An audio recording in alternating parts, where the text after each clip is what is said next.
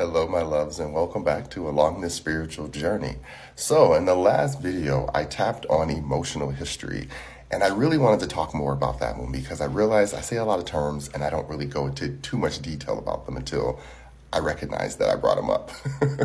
So, one of the things about emotional history is that it tends to hold us in a place where our ancestors left off. We are supposed to honor our ancestors, but we're not supposed to leave off at the last threshold. We're supposed to continue forth and finish whatever that thing is that needed to be completed, or discard that journey altogether and create a new one, as long as the end goal gets you to the greater understanding of collective consciousness.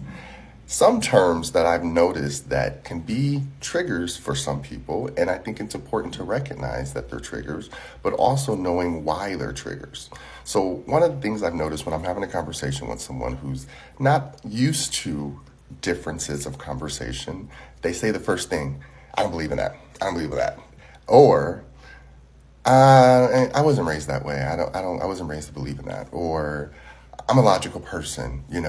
These are all defense mechanisms of emotional history, which is saying that I don't recognize your truth, so therefore I'm going to just push it all away altogether and create this dysphoria of what I believe is only correct because emotionally this is all I can handle or comprehend right now. That's not fair to yourself or to others. This is where we've been stuck in this loop for so many centuries of trying to heal from things from the past. I always ask people, ask yourself when you say the term, I don't believe in something, automatically after someone says something.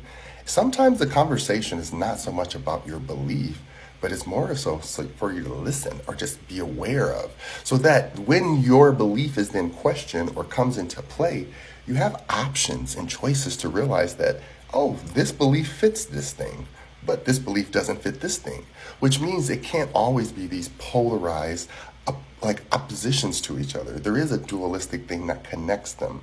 And a lot of people forget to understand that. When you say things like, I'm a logical person versus a logical thinker is good. You can comprehend and understand and put things where they belong. That brings you back to consciousness. To say I'm a logical person means you're shutting off your emotions and you're not willing to be open to new ideas because someone hasn't taught you what it looks like yet. So be aware of the words you choose to use to describe yourself or choose to use to describe your feelings, because it's telling the world how you actually comprehend past reactions to responses. So learn how to listen to yourself and speak your truth, but also be open to hearing others. Love ya.